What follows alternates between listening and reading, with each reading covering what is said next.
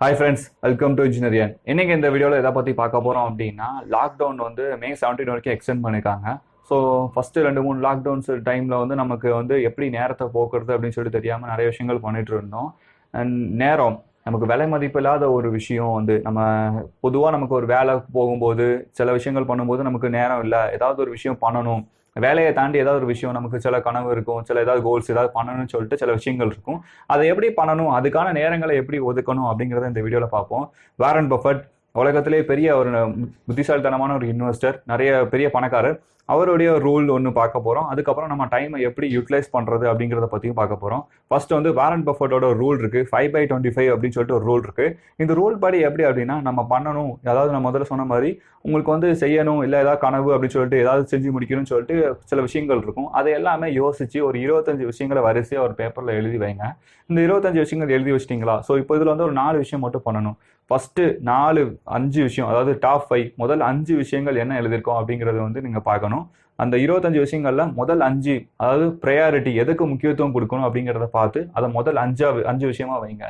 அந்த 5 விஷயமா வச்சுட்டு அதுக்கப்புறம் மீதி இருக்கக்கூடிய 20 விஷயங்களை பற்றி கவலைப்படாம முதல் 5 விஷயங்களை மட்டும் நம்ம எப்படி ஒரு சிந்தனையா இருக்கும். உதாரணத்துக்கு நமக்கு ரொம்ப ஹிந்தி படிக்கணும்னு சொல்லிட்டு ரொம்ப நாள் ஆசை இருக்கும், இல்லை டிராயிங் படிக்கணும், ஏதாவது ஒரு விஷயம் கற்றுக்கணும் அப்படின்னு சொல்லிட்டு ஒரு ஆசை இருக்கும்.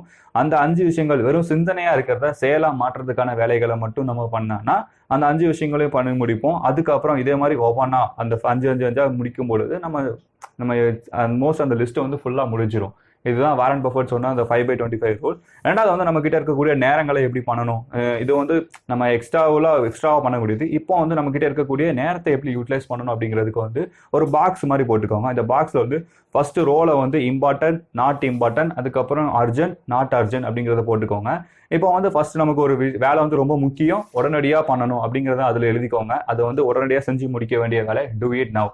அதுக்கப்புறம் நமக்கு அர்ஜென்ட் பட் அதை வந்து நமக்கு தேவையில்லை அப்படின்னா அதை வந்து நம்ம பிளான் பண்ணணும், உடனடியாக பிளான் பண்ணி வைக்கணும். இம்பார்ட்டண்டான முக்கியமான வேலை, அதுக்கப்புறம் நமக்கு வந்து அது வந்து நாட் அர்ஜென்ட் அப்படின்னா அதை வந்து பிளான் பண்ணி வைக்கணும்.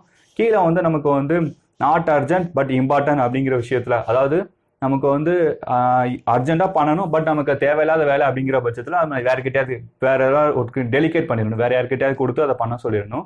அதுக்கப்புறம் அதாவது கடைசி பாக்ஸ் வந்து நமக்கு வந்து தேவையும் இல்லை, அதுக்கப்புறம் அர்ஜென்ட்டும் இல்லை, அந்த வேலையை நம்ம ட்ராப் பண்ணிடணும். இந்த பாக்ஸ் மாதிரி போட்டு இந்த வேலைகள் உங்களுக்கு செஞ்சு முடிக்க வேண்டிய வேலைகளை எப்படி கண்டுபிடிக்கணும் அப்படிங்கிறதுக்கு இந்த பாக்ஸ் ரொம்ப யூஸ்ஃபுல்லாக இருக்கும். இதை நீங்கள் ட்ரை பண்ணும்பொழுது உங்களுக்கு வந்து நம்ம எல்லாருமே ஒரு பாக்ஸ் போட்டு எழுதி வச்சு அதுபடி எக்ஸிக்யூட் பண்ணோம் அப்படின்னா நம்ம செஞ்சு முடிக்க வேண்டிய வேலைகளை இந்த லாக்டவுன் டேஸ் வந்து யூஸ்ஃபுல்லாக நம்ம பண்ணுவோம்.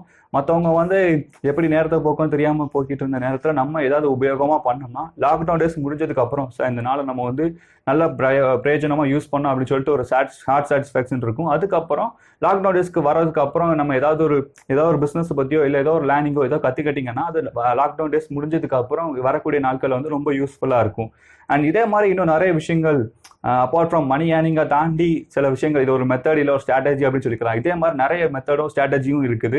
இதை பற்றி தொடர்ந்து தெரிஞ்சுக்கணும் அப்படின்னு நினச்சிங்கன்னா இன்ஜினியர்ஸ் எல்லாம் சப்ஸ்கிரைப் பண்ணிக்கோங்க. அண்ட் ஏதாவது ஒரு விஷயம் ஃபாலோ பண்ணணும், பிஸ்னஸ் பற்றி கேட்கணும்னு நினச்சிங்கன்னா இன்ஸ்டாகிராம் வந்து பர்சனலாக ஒப்பீனியன் பண்ணுங்கள். அண்ட் இந்த வீடியோ பற்றி உங்களோட கருத்து என்ன அப்படிங்கிறத கீழே கமெண்ட் பண்ணுங்கள், மறக்காமல் மென்ஷன் பண்ணுங்கள். தேங்க்யூ. இது எவ்வளோ என்னண்ணா?